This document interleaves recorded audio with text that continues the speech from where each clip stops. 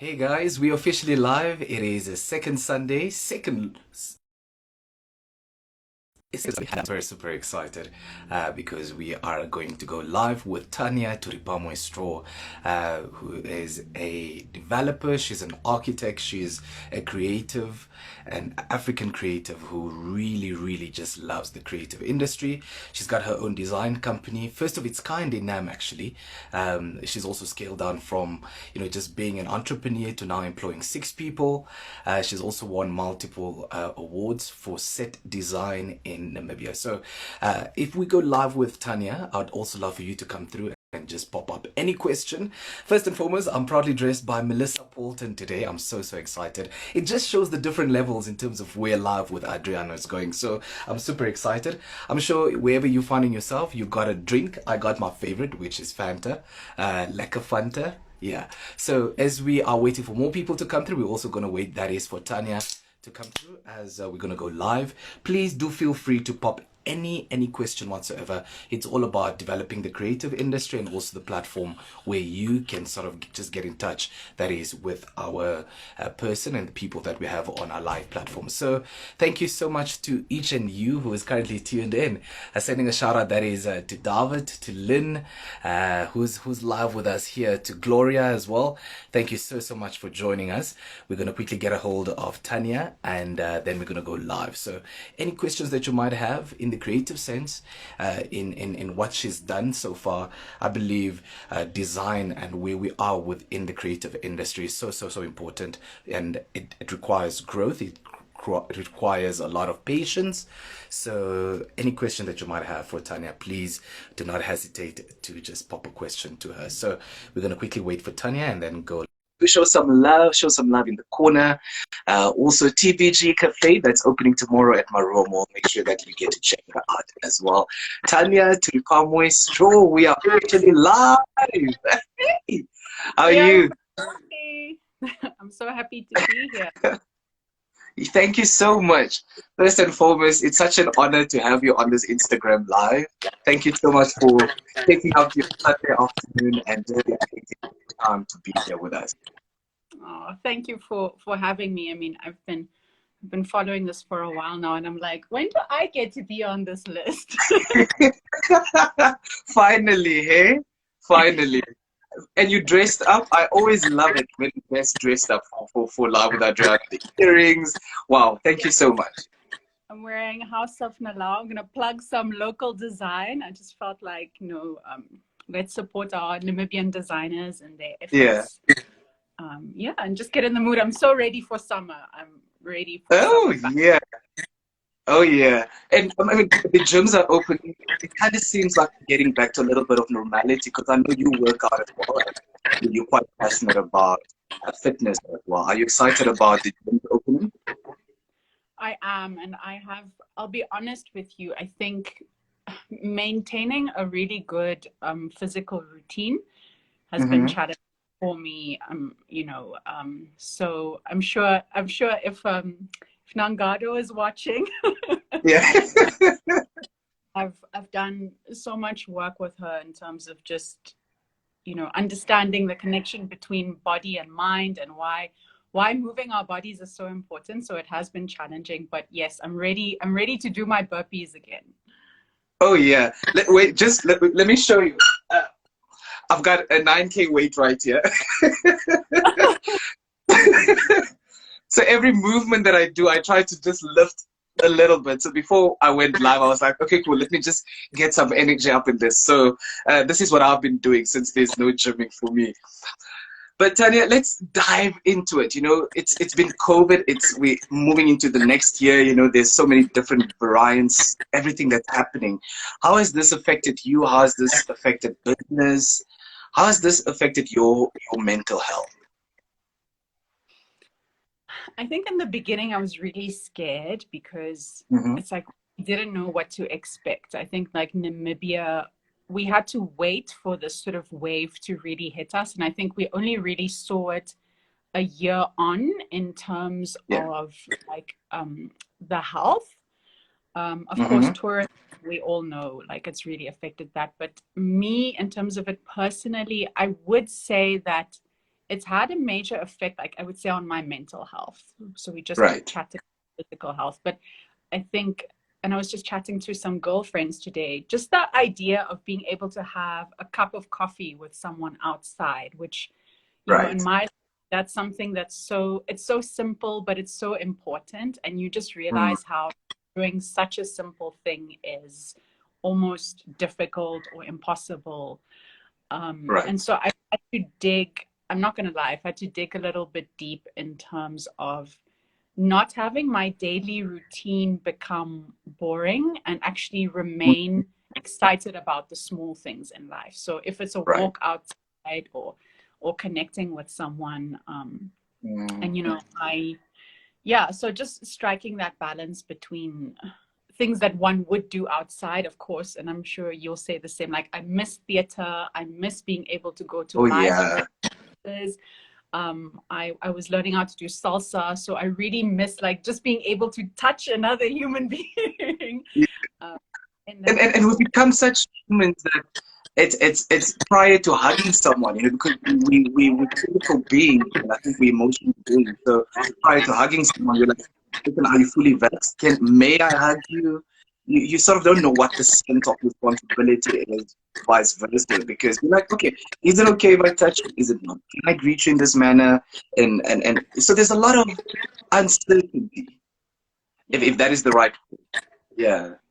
Yeah, and I think as human beings, we want certainty in our lives. And so when there's this kind of culture or this wave or just this cloud of uncertainty that's constantly surrounding you, I think it's difficult to imagine what would be next, and to I think to remain optimistic about things as well. That's been a major point.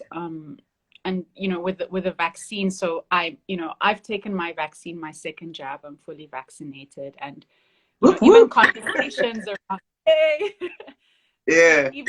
even conversations around you know, I think sometimes difficult subject matter then even becomes even more escalated because you're in this kind of, like I said, this cloud of uncertainty and anti-optimism, and kind of like, where the hell is the world going? Like you just turn on the exactly.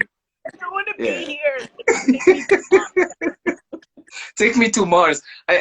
You know, I was so hopeful last month when I saw Richard Branson going to outer space, and you know, for a minute he had a program that ran, and where you could sort of enter and you win, but obviously you had to first donate to his organization. I literally went onto that link. I was like, where do I get part of?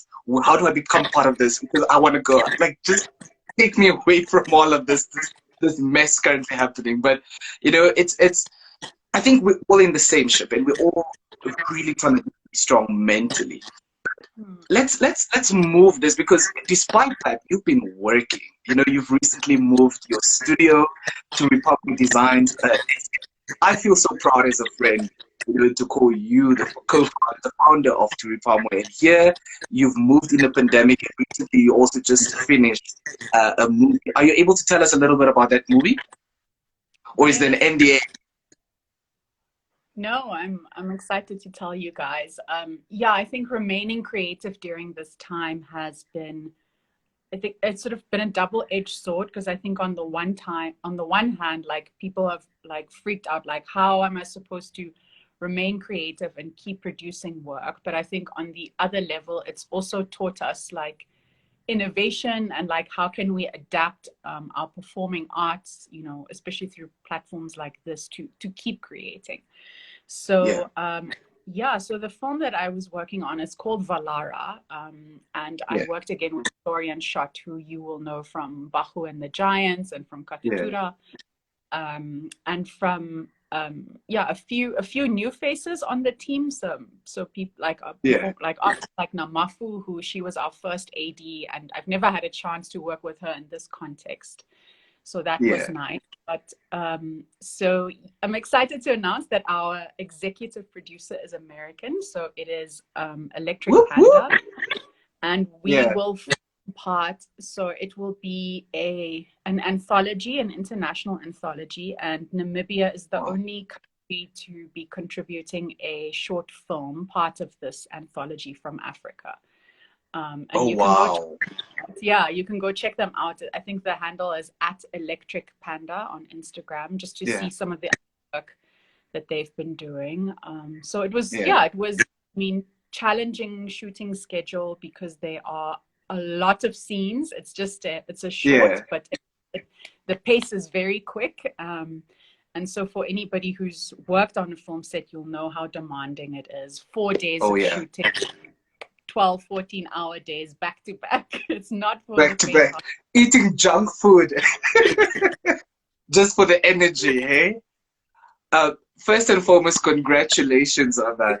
You know, I saw a bit of the snippets and I was like, I want to see the final product because it looked scary. The team that you've worked with, and here you and Florian are working together again on something that's just going to wow us. Take us back to working on set of Baxu and the Giants, because this personally, as an actor and as an ambassador and as a youth activist, makes me so proud to be Namibian, because you've worked on a production that has featured on Netflix, and this is the first and only production of Namibia thus far. And during the design process, during production, I saw how you created set of Baxu and the Giants, who a lot of people would not know happened at the College of the Arts in Katutura. Take us a little bit back, regarding that entire process, and what was that like for you? Yeah.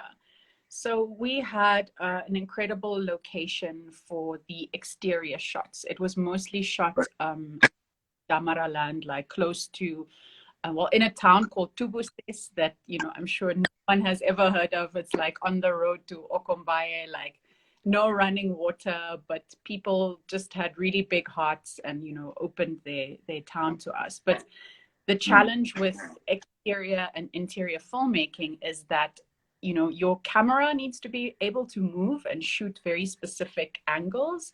Plus, filmmaking is, and a lot of people don't know this, it's a lot about lighting. So how you set lighting, and you need room to maneuver. And what you see on camera is, it took a whole village, literally, in this case, to create this, what you're seeing on screen. So, of course, the challenge is like, how do you take this tiny little structure in the middle of nowhere in Tubuses, made out of like rusted oil drums, and then recreate that in Windhoek? So what we did was, I worked with a very talented carpenter, Tate Julius Ashili, who I could not have done this without. So, you need talented artisans that know what they're doing. And we literally got a whole bunch of rusted oil barrels from the scrapyard in industrial.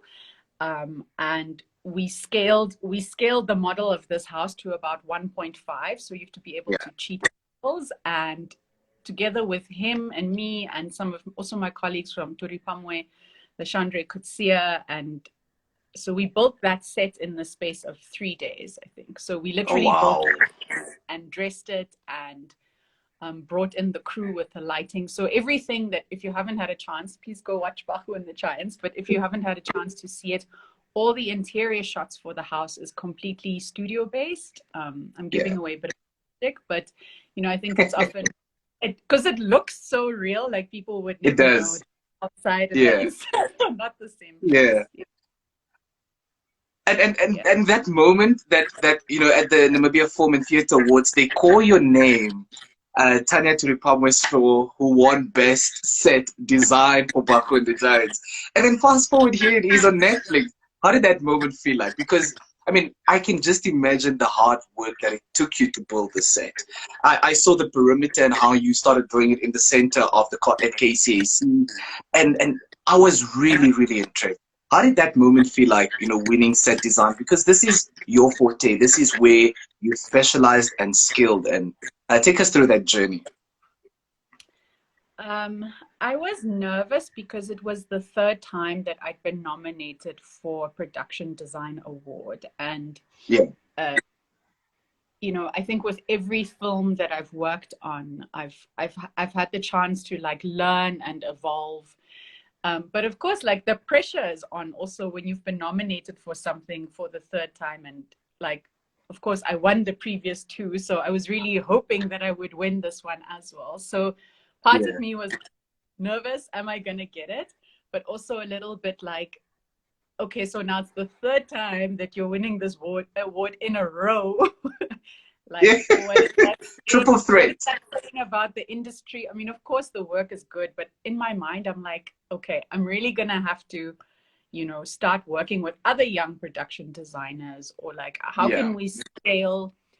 How can we scale and create like opportunity for this type of work within the Namibian context? Because I think it's also because we don't have, at least with COVID, you know, we don't have so many features or so many shorts where like production design has been like a huge part of a film. So I kind of had that at the back of my mind, but of course I was very proud of the project and of the work and what we were able to achieve, and that was prior to Netflix. So absolutely grateful.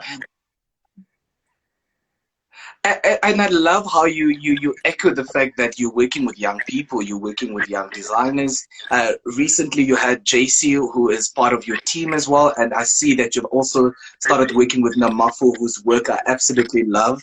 She's so young and so talented, and I think what I do love and appreciate about her is how forward-thinking she is. She always thinks about how one could sort of collaborate, you know, artistic designs and futuristic designs as well, which speaks so much of who and what you also do, because you worked on the creative industry guide that I absolutely love, yourself and Joel Productions.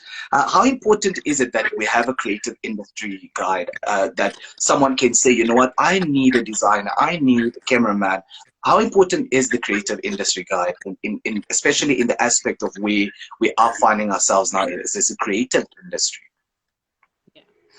Well, the creative industries are really like, they're a major employer globally. I think, you know, that there's people don't actually know like how important they are. Sorry, my dog is down here and she's insisting on sitting on my lap. If I don't oblige, then she's just gonna bother us. So you sit. Let's say hi to your doggy. So yeah, the creative industries, I think it's such a global player in terms of employment, and people don't actually know that it employs, I would say, is it billions? Well, it generates billions globally, and it employs millions of people around the world. So filmmaking, fashion, architecture, so anything that has a creative element to it can be considered as part of the creative industries. And what's difficult about it, though, is that a lot of it is really informal. So it's not like banking or telecoms that we can measure in terms of its output. So, you know, if we say, how much does mining contribute to GDP? We'd like to be able to say the same about the creative industries. How much does the creative industries contribute to the GDP? Because, and I'm sure this is a conversation that also comes up for you a lot, is if I have to justify why the arts are important or why creativity is important, I'd like to be able to put numbers down to back it. Absolutely. But it's difficult to do that when things are informal, or there's not a lot of financial support for a particular sector. But if we are able to start formalizing the creative industries and measuring their contribution, we can start talking about, you know, why it is continuously important to support these industries, to rather say, well, if creativity is completely sustainable in the sense that human beings are always creating new ideas, but you know, fossil fuels are not necessarily sustainable in that regard. Which one are we going to start supporting going forward? So the attempt really of the Creative Industry Guide, which was originally started by Joel and Sophie Haikali from Joe Vision Production, that they're also a very well-known production company in Namibia. It was really about like trying to start measuring and contextualizing the impact of the creative industries in Namibia. So saying the film industry can employ X amount of people, it means that we can start pushing for these types of industries. It means that we can employ young people within these industries. And, you know, I think it changes everything from like education systems to, I think just art also being you're able to use it as like a socio-economic tool. Like we can talk about, for example, Baxu and the Giants. Really, it's about poaching, but we wanted to package it in a way that it was from the perspective of a young girl. So we're also talking about issues of poverty and representation, but we were able to do that in a creative way. So that was really the role of the guide, is to start measuring and contextualizing the creativities in Namibia, but also to offer a platform. So if you're looking for an actor, or if you're looking for a production designer, that you're able to find them on the platform. And I think this year they'll be publishing the 3rd edition. So I helped launch the first one, and for this year's version, I wrote a contributing piece, so an editorial to it. So that was a very special project to me a few years ago, and I think that Joe Vision, they've really been able to push it to the point where they're trying to take it to other African countries. So it's in the Namibian context. Yeah, I love what Helvi just said. Now let's push to quantify the creative industry in Namibia. Well said there. Also, for everyone joining right about now, thank you so much for your contributions. We also had Shikan Go said here, it is quite pivotal for you and all of us as an industry to, you know, to be pioneers, but also to pass on the baton to talented and upcoming artists, which I think is so important, because we're not going to be here forever, and we want to have our industry grow into an industry where many of the times we are able to say, you know what, we want more Tanyas that's able to employ people in the creative industry. Because fundamentally, yes, Tanya has dedicated herself, you know, to finding herself in the creative space and have a group of people, but that's not the reality of so many creatives, so many artists, because in Namibia, let alone, having to measure, which we just spoke of now, I'm a painter, I'm painting this painting, but I'm selling it at 60,000, but that 60,000 is cash that comes to me alone. So how is that then contributing to the GDP of our country, in the sense where I'm able to measure, does this painter pay tax for the work to do? And let alone that versus responsibility of government saying we're going to restart respecting the creative industry because they too contribute to the GDP and the development of our country. Where do we then meet that bridge of saying, you know what, as opposed to government saying we're constantly knocking on government's door, how is it that the creative industry can assist government to sort of metamorphosize this industry into it being really lucrative, but also accessible to each and every Namibian that wants to do it? Yeah, I think there are instances where that is happening. So, for example, the film that we just worked on is partly funded by the Namibian Film Commission. So our government has already created infrastructures through which they provide funding for such projects, so that Namibians who are working in the film industry can be employed within that industry. And, you know, that's taxpayers' money. But I think it's, you know, this conversation between, if we're producing our own content, which we can push out there onto platforms like Netflix to say, look, here's this incredible project that we're so proud of, that's telling our stories from our perspective. And we're wanting to consume that content, and then government puts a framework in place that will help support that. Another example of that is, I know that Namibia is currently working on its copyright bill. So making sure that artists musicians, for example, can claim proper royalties from the music. Absolutely. Or designers, to make sure that their ideas are protected, you know, like these earrings, for example, like making sure that someone in China can't just copy it and produce billions of units and make money off of someone else's idea. So I think that, and also as artists, we have to say we want a creative industry guide. We want to form part of affiliations that make sure that our ideas are protected. We're showing up for this. It's not, I think sometimes like people say, oh, government has to do all the work, you know, it's not like, what are we going to do to make sure that we're the ones to apply for the Art Council funding, and that we make use of what is available to us as artists. And I think just as normal citizens to, so like, you know, we're always saying, show up for your friend who is having their performance at NTN. Send your kids to ballet class, like watch Baxu and the Giants, buy local. Like, I think sometimes that sort of you know, you're saying it just to be saying it, but it's so important really, at the end of the day. Yeah, so true. I've got a question here from one of your followers that has asked me, and I think this goes into what Leonora has. Maybe we should just answer Leonora's question that asks, you know, what is your wish for investment from government as well as the private sector? And one of the students from the College of the Arts asked me to please ask you, in terms of collaboration, how does one collaborate with you and your company, which is Turipamwe, and how can new media play a role currently from the college's side? Because I know you've worked a lot with the new media students at the college as well. I mean, prior to the pandemic, I'm not sure if you still have during the pandemic as well. How can one then look at that collaboration, but also from your perspective? Because how would you expect government and your wish for government to invest in the creative industry? I think two right questions. now, So, it's two important questions. I think impact investment. So I've also been reading about financial models. So like, what is the business model that supports creativity?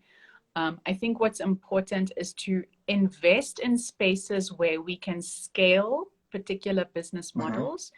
And I know that that is sometimes challenging for artists to hear, because all that they want to do is maybe paint. You know, so they're like, I'm just looking for that young 1,000, like it's enough for me.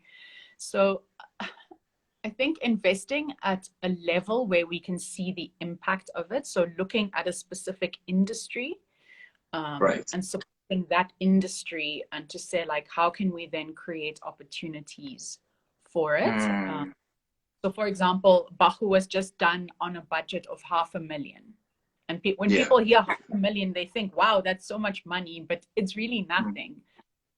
So I think just, and again, strategic partnerships. Like, for example, I'm seeing great work that's being done, for example, with Startup Namibia through the GIZ and I believe like Windhoek. So they're great, like partnerships that are coming together to support certain sectors. So I think the same can be done for the creative industries, and then for creatives to then come on board and say like, okay, how can I make use of those opportunities? And in terms of collaboration, I think the College of the Arts, what I love about particularly their new media program, in fact all their program, is that it's very practical.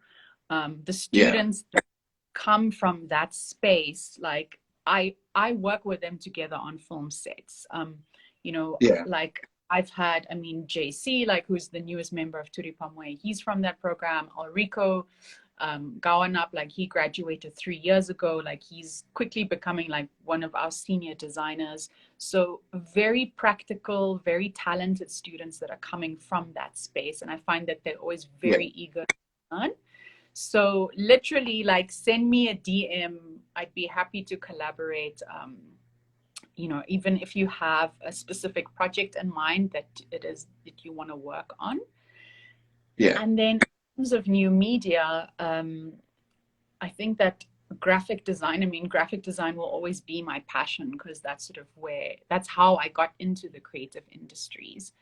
I think the need to communicate is a intrinsic human need. Like, everybody needs to communicate, and to be able to communicate well with visuals and writing and typography, there'll always be a need for that. Plus, I think technology on top of that, like there's such interesting things happening at the moment. For example, like virtual reality.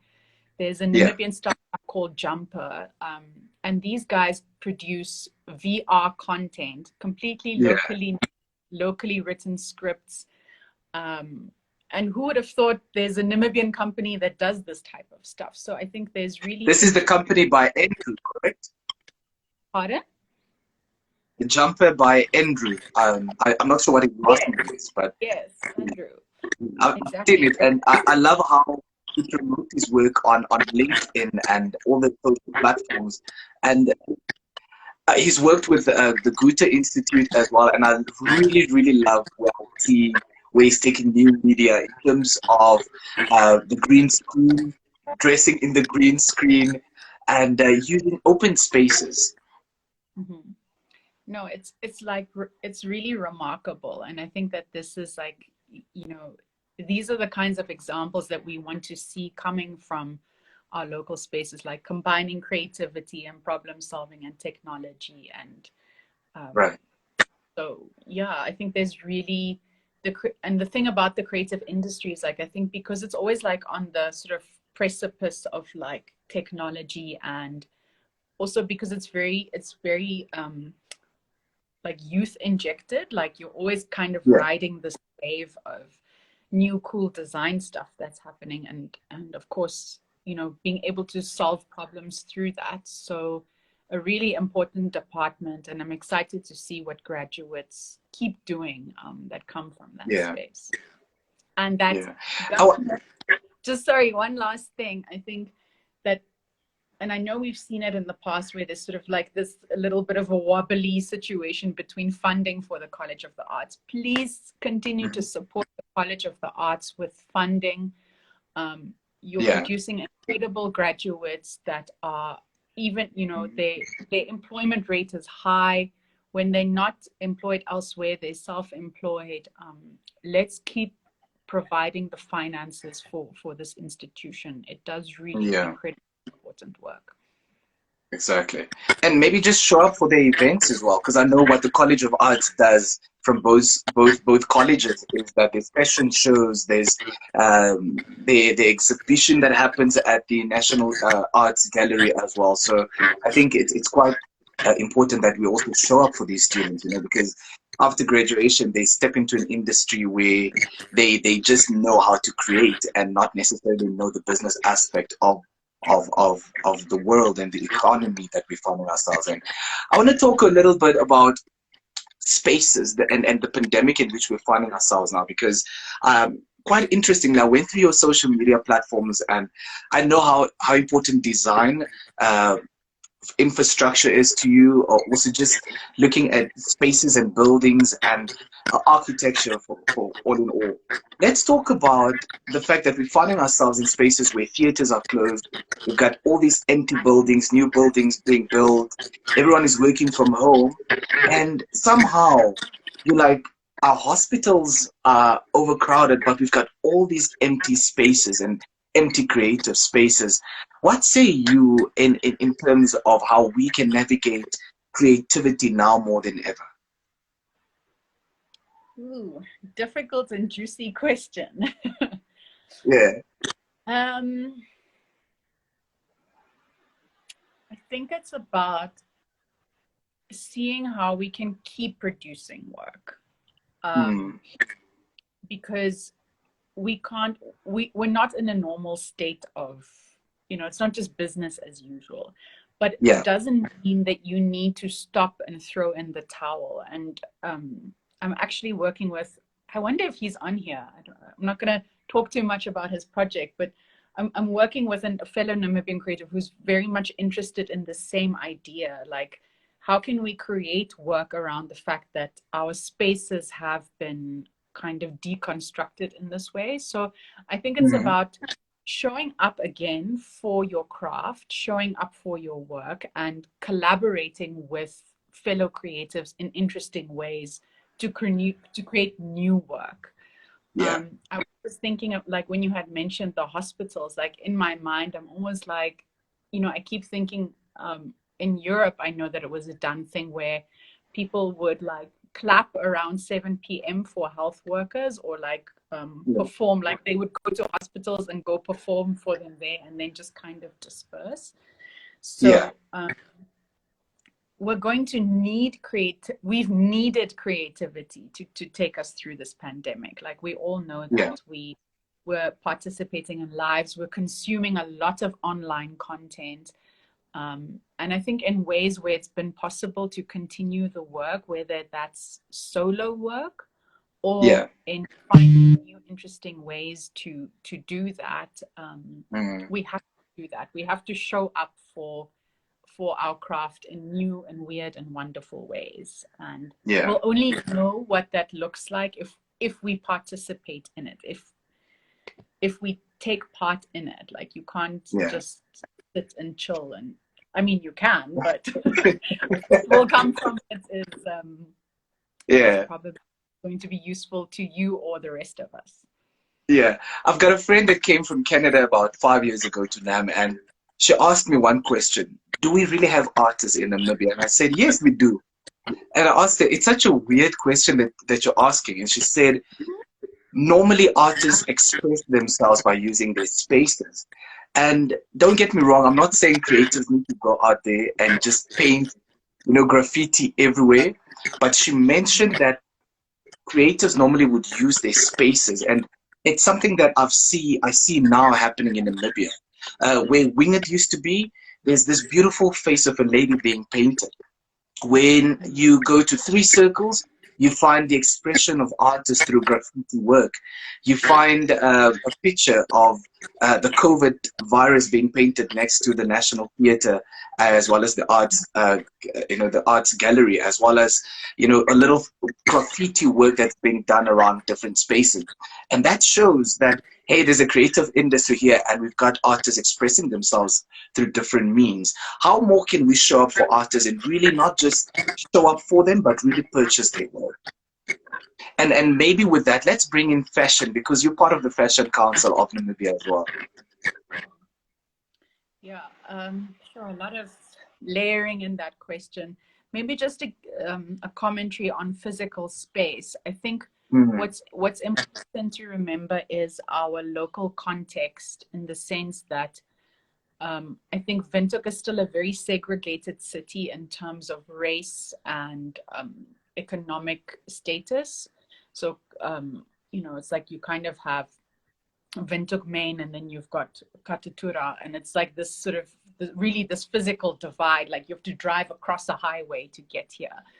Plus, I don't think we don't live in the city. We just work in the city. So I think the way that Namibians navigate physical spaces is still a very colonial, and I'll use that expression, use of space. And so through painting murals and through having dance performances on those concrete blocks in front of Kramers, or, I mean, for example, busking isn't even allowed by a city, but by us expressing our art within those spaces, I think we're able to reclaim them in interesting ways. And I think sometimes people coming from the West, where life is on the street, in the sense that you're sitting in a cafe, that's very much part of that culture. It's kind of weird that they don't see graffiti everywhere, or but then you asked, how do we support artists more, particularly fashion? I think fashion is an interesting one, because I think it requires scalability in order to be extremely financially successful. And again, in terms of spaces, if you name, like, where can we buy Namibian garments in our own stores? So, we have this, like, lots of South African brands that we have access to, but where do we find Namibian stuff? So I think online spaces are possibly a tool for us to enter the market in a way where, to at least start to bring our products to the store, and that we buy and make use of those products wherever we can. we have, as Fashion Council of Namibia, we have been thinking about some models that we could use to, and I mean business models, not runway models, about like what kinds of space one can create where, you know, I can go buy a garment. I just think the challenges around that is that because it's an industry, it's not something that we're going to solve in just 1 second. Overnight. Right. For example, like Leon Engelbrecht, who through his partnership through Marua Mall has created a space for his product where you can purchase it. So I think it's important that if we go buy gifts or leather products or whatever, you know, go support LED design and purchase his products there. Even like the Bokamo Entrepreneurial Center in like just before KCAC, in fact, you know, that's another space that supports local entrepreneurs where you can go buy their products. It's a physical space. So I think physical spaces in Namibia and business and scalability, I do think there are a lot of challenges around it, and it's not just the creative industries that are challenged by it. Yeah, and maybe perhaps we need more spaces like Bokomoso, because you know, if we are going to go online, and if we are, you know, progressing and, you know, navigating online, it would be so interesting to say, you know what, I'm knocking on the Obahimba's doors, who sits next to the F&B Freedom Plaza building, to get their jewelry, their fabric, and their cultural, you know, ornaments onto an online platform where that could sort of be lucrative as well. So there's a lot of development and possibilities that are quite endless. So Tanya, there's a lot of eyes on you as well. So from employing not just 6 people, but we really keeping fingers crossed for more, and that Turipamwe does not just, you know, be a branch in Windhoek, but that we could sort of scale down to the south and to the north as well.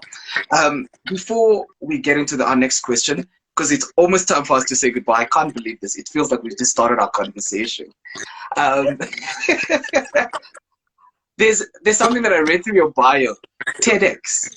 It feels like when you've reached TEDx, you've sort of made it. It's like, listen here, touchdown, I've been there. Take us through your TEDx and how important was TEDx for you, and just navigating the brand through that platform as well. TEDx was probably one of the scariest things I've ever done in my life. I remember when they approached me and they said, we want you to talk on, you know, do a talk because you'd be great. And I'm like, like, what do you want me to even do? So it was one of those experiences that I think it taught me that sometimes we're our own worst enemy because we doubt ourselves.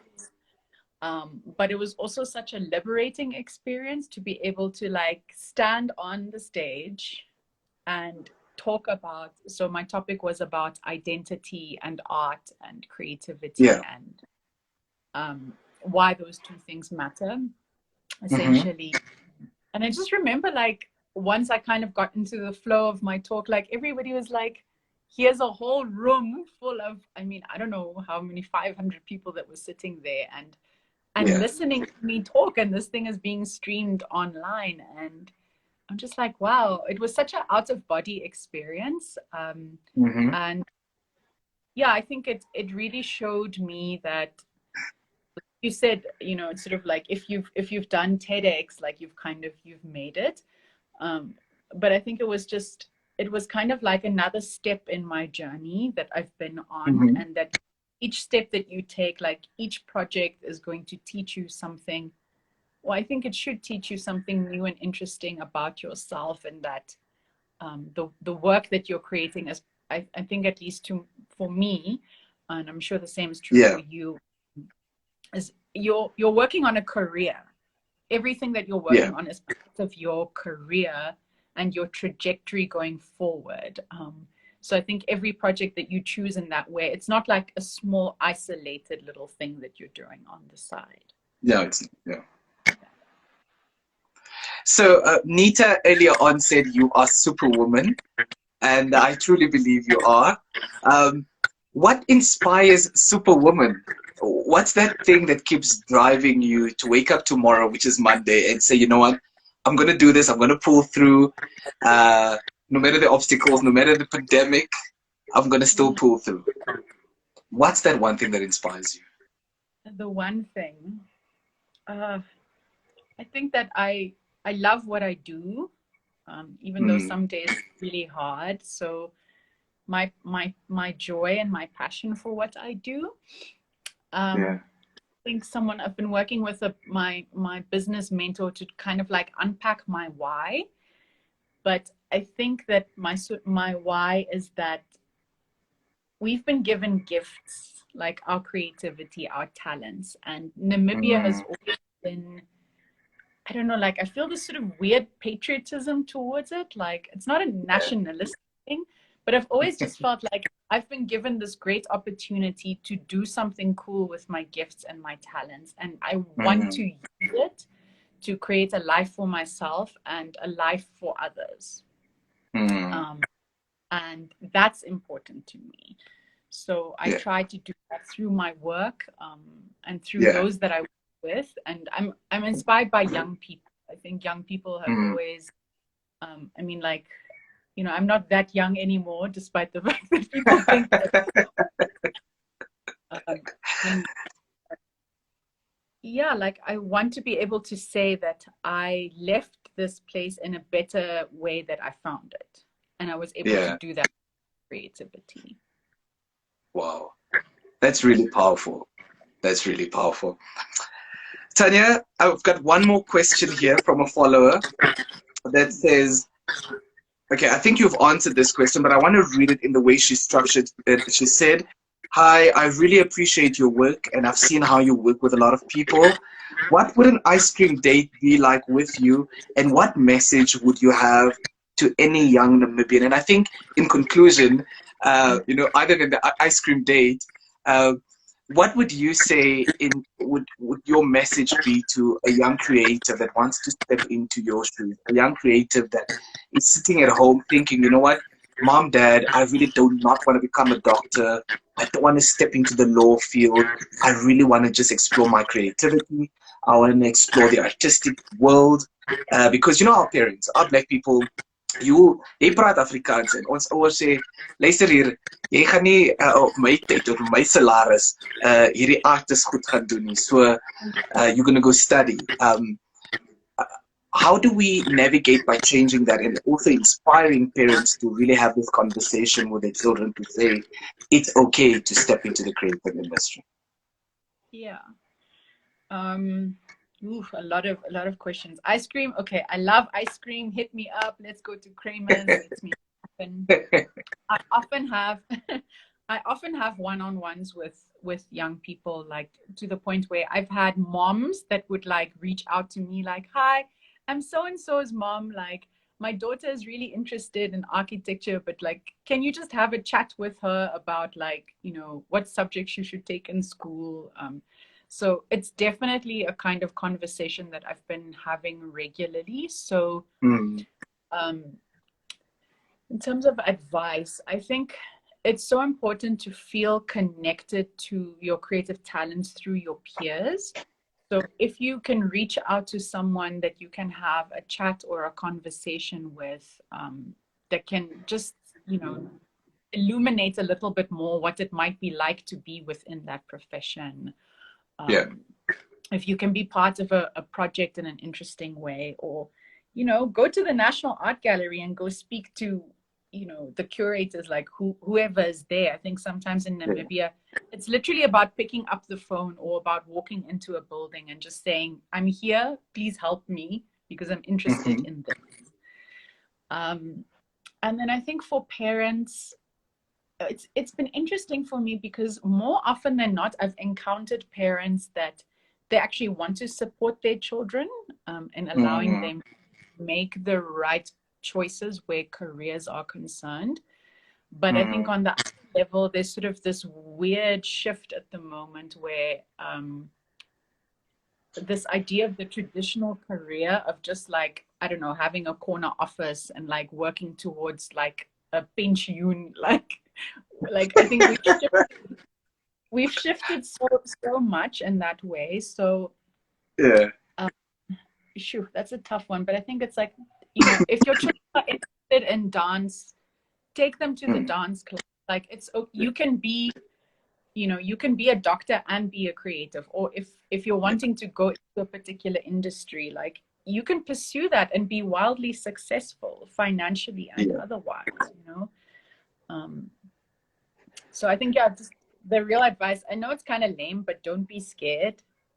Yeah. I don't know how else to articulate that, but just go. And I think that fear really comes from stability, like you just mentioned now. It's really to say, I work on a job, and that is security towards a pension fund. And, you know, should I retire?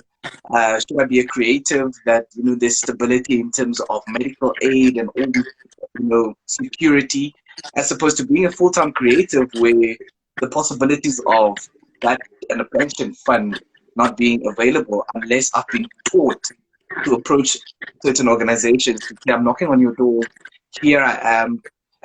Can I invest in a pension fund? Can I invest for my retirement? Because I think those possibilities are there, endless. It's just, are we emancipating the youth enough to understand this and also to make them aware of this in high school, in varsity? And those are maybe more modules and subjects that need to be implemented within either a life skills class or as a curriculum or a business module in school. So a lot of room for change, but also implementation. Yeah, I think exposure is the most, I think, important thing in life, and that's what will open your eyes to something, a different option being available to you. And I think that's what the arts, that's what it does. Like, you know, going for someone to be able to go to the theater or go to a live performance, or see a mural being painted, it's just like, wow, that's different. And it means that it's something possible for you, and that's why I love it.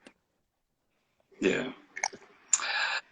Tanya, thank you so much for your time and for inspiring us. I'm wishing you all the best. I want you to, sign out with a message to those that follow you, those that look up to you, those that inbox you. You know, I think you mentioned age, and I never have that age conversation. But to young and old and your peers that look up to you, that say, I want to work with Tanya, I want to really approach her, or I have this creative juice in me that I just don't know how to let it out, because I think sometimes we all need that one person that just water the flower and say, you know what, go and just bloom in the world.